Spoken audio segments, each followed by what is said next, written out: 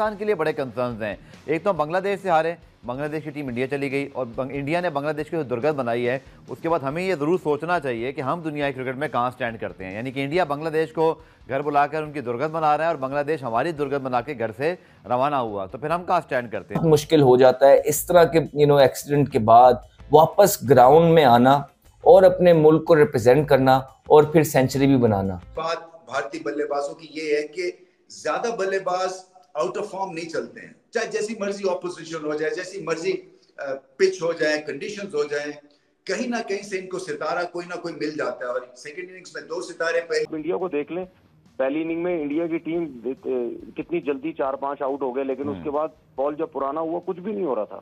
यही बांग्लादेश के fast bowler हमारे आगे ग्लेन मैग्रा बने हुए थे और यही फास्ट बॉलर जब नए बॉल से आउट हुए उसके पुराने बॉल से आउट ही नहीं हो रहे, तो क्योंकि उन्होंने अपनी होम कंडीशंस का। अश्विन अन्ना, तो अश्विन अन्ना जी ने बताया है कि जनाब बॉलिंग फिर कैसे की जाती है, तो he is amazing cricketer with the bat. He was सामने इंडिया है और इंडिया की कोचिंग, इंडिया का कैप्टेंसी, इंडिया का गेम प्लान, इंडिया की गेम अवेयरनेस, इंडिया की bowling line, batting line strength है। और ये भारत की तरफ से दोबारा रिप्रेजेंट कर रहे हैं। बड़ी खुशी पर्सनली तौर पे भी होती है, बिकॉज रिसेंटली इनके साथ भी एक इंसिडेंट हुआ, इनका एक्सीडेंट हो गया था, जो कि पूरी क्रिकेट की दुनिया के लिए एक बहुत बुरा दिन था। हमारे कॉलीग हैं और हम सब एक दूसरे के लिए परेशान होते हैं, होना भी चाहिए और केयर करते हैं। तो जब ये न्यूज़ सामने आई थी तो लोग बहुत उदास हुए थे। दुनियाई क्रिकेट में ये बहुत बड़ा सानिया करार दिया जा रहा था और दुनिया से आवाज़ें उठ रही थी ऋषभ पंत के लिए। लोगों ने बड़ी दुआ भी की। फिर उसके बाद बड़ा क्रेडिट जाता है ऋषभ पंत को, जिन्होंने हार नहीं मारी और अपनी मेहनत, अपनी रिहैब करते ही चले गए। और इन्होंने, बहुत मुश्किल हो जाता है इस तरह के एक्सीडेंट के बाद वापस ग्राउंड में आना और अपने मुल्क को रिप्रेजेंट करना और फिर सेंचुरी भी बनाना।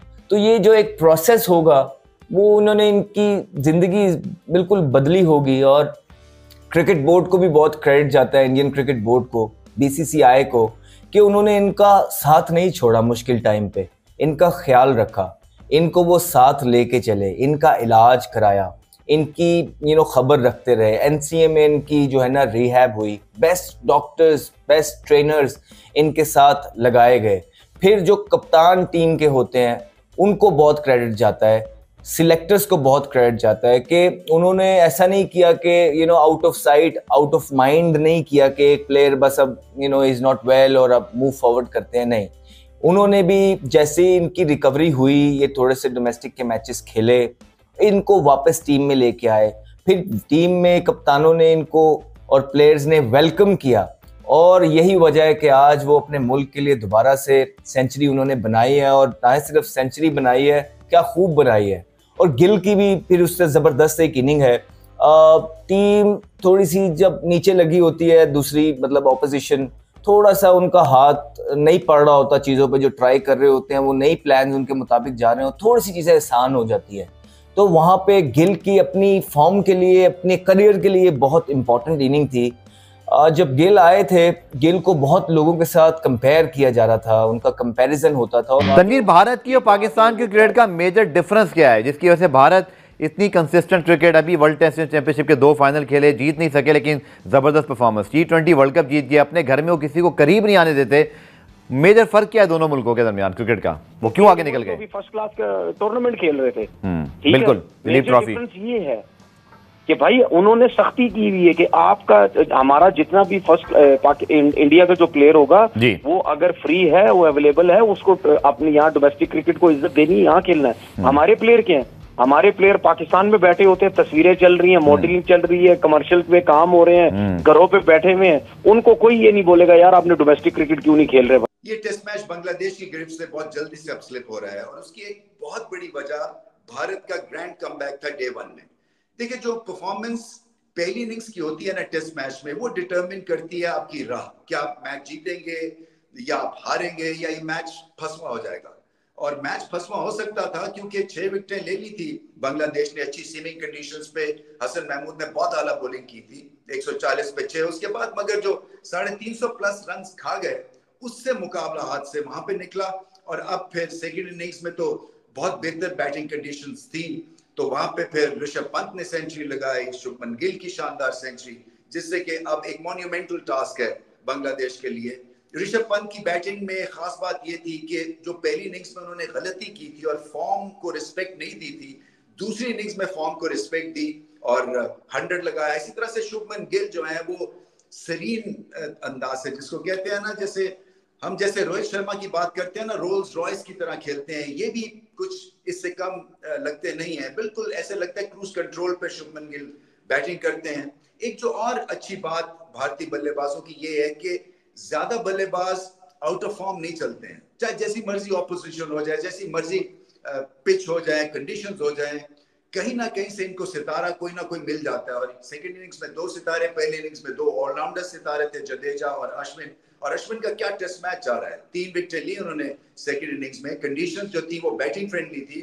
और भारत की जो ऑलराउंड स्ट्रेंथ है बॉलिंग में, वो इसी से आपको अंदाजा लगा लें कि अगर पहली इनिंग्स डोमिनेट की फास्ट बॉलर्स ने, क्योंकि अगेन स्विंग हो रहा था, सीम हो रहा था, तो दूसरी इनिंग्स में जब कंडीशंस माइल्ड हुई सीम बॉलर्स के लिए, तो स्पिनर्स जो हैं उन्होंने डोमिनेट किया। हालांकि 4 एंड ओवर पे गए हैं अश्विन अपनी बॉलिंग में, मगर फिर भी 3 विकेट्स बहुत आला परफॉर्मेंस है। बांग्लादेश को अब क्या करना है, देखें, जब आपको कॉर्नर में धकेल दिया जाता है ना, तो फिर आपकी एक तरह से क्रिकेट में जीतना हारना तो होता ही, एक ड्रॉ भी एक मेंटालिटी होती है। मुझे याद है सुनील गावस्कर बहुत ही एक परफेक्ट फॉइल होते थे जब इस तरह का कोई मॉन्यूमेंटल टास्क उनको मिलता था, क्योंकि फिर वो जिद लगा के बैटिंग करते थे और खड़े रहते थे, और क्योंकि उनका डिफेंस इतना स्ट्रांग था और माइंड जो था ना, मेंटालिटी जिसको कहते हैं, मेंटल एस्पेक्ट ऑफ बैटिंग, वो इतनी स्ट्रांग थी कि वो हार नहीं मानते थे और लगे रहते थे, सताते रहते थे। खेल अच्छी फॉर्म में दिखा और पिछली इनिंग में वो 0 पे आउट हो गया था, उस पर हम बात कर चुके हैं ऑलरेडी।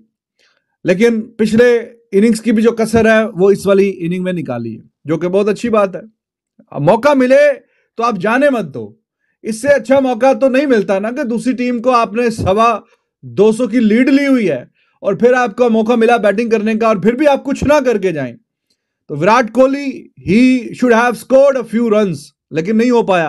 तो इट्स वेरी नाइस टू सी कि गिल ने बहरहाल उस मौके को जाने नहीं दिया, एंड ही वाज अमेजिंग। दोनों हाथों से अपॉर्चुनिटी को ग्रैब किया कि ठीक है जी, ये लेके आए जी, ये अच्छे से शॉट्स खेले, अच्छा टेम्परामेंट भी बीच में दिखाया, और अच्छी बात है कि नॉट आउट गया। और नॉट आउट भी ये नहीं कि 100 करने के बाद वो बिल्कुल रोक रहा था, छक्का भी मारा, चौके भी मारे, तो वो काफी तेज हो चुका था। अगर 4-5 ओवर और मिलते तो वो अपना वहां से 150 भी कर सकता था। केएल राहुल भी शायद और भी 50 के करीब जा सकता था, लेकिन खैर जो टीम मैनेजमेंट ने फैसला किया तो किया। तो it's nice to see Gill back scoring some crucial runs for team India.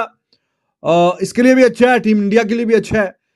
फिर पंत की जो हमने बैटिंग की और we were live when he scored his century, तो वो हिस्टोरिक मोमेंट था। 6 सेंचुरियां वो बना चुका है विकेट कीपर बैट्समैन इंडिया के लिए, और एमएस धोनी का रिकॉर्ड बराबर किया है। मैचेस अगर आप देखें तो मैचेस का कोई कंपैरिजन नहीं है, बल्कि खोल के देखते ही हैं कि in how many matches MS Dhoni did it, और इन हाउ मेनी मैचेस जो है वो ऋषभ पंत ने ये काम किया। फिर 3 सेंचुरियां साहा के नाम पे हैं, इंडिया की तरफ से खेलते हुए 3 सेंचुरियां उसके नाम पे हैं। MS Dhoni played 90 test matches, 38 की एवरेज है, 224 इनका भी हाईएस्ट है, 6 इनकी सेंचुरीज हैं। अब जरा हम हिसाब लगाते हैं कि ऋषभ पंत ने ये काम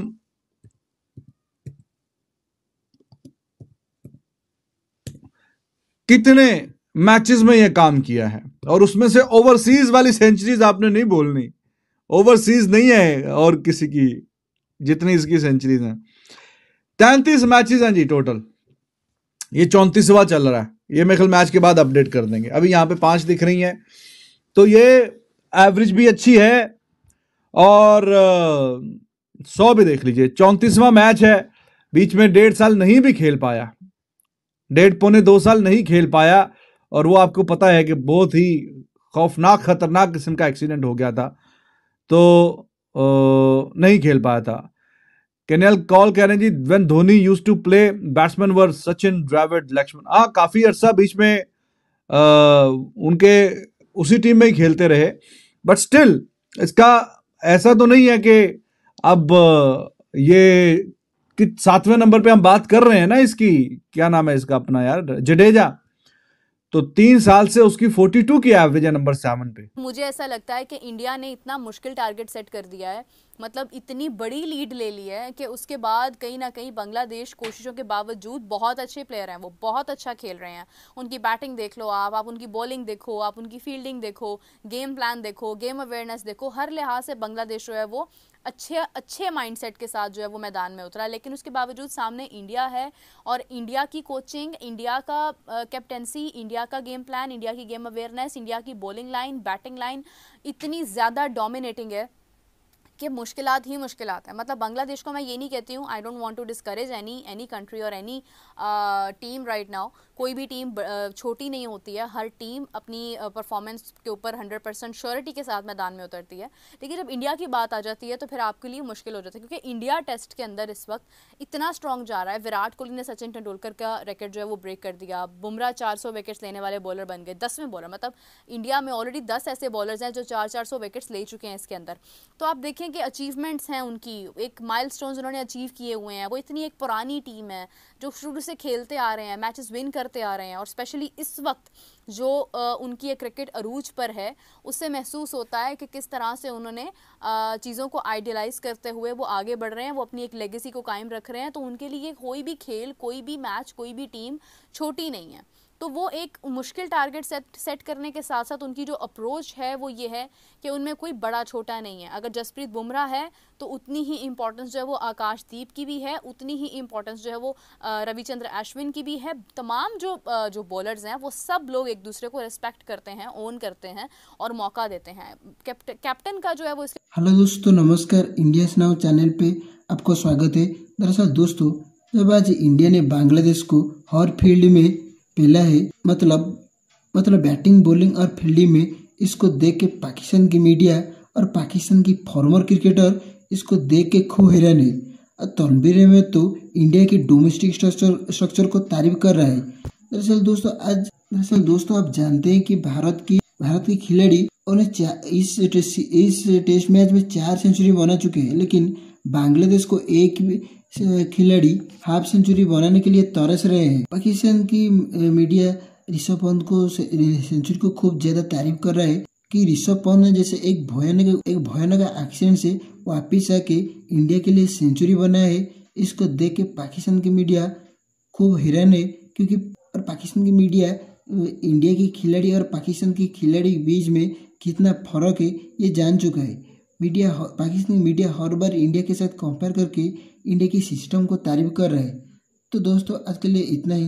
यदि आपको वीडियो अच्छी लगी तो आप वीडियो को लाइक और चैनल को सब्सक्राइब जरूर करिए। वीडियो का कौन सा पार्ट आपको अच्छा लगा आप कमेंट सेक्शन में बता सकते हैं। मैं मिलता हूँ नेक्स्ट वीडियो पे, तब तक जय हिंद।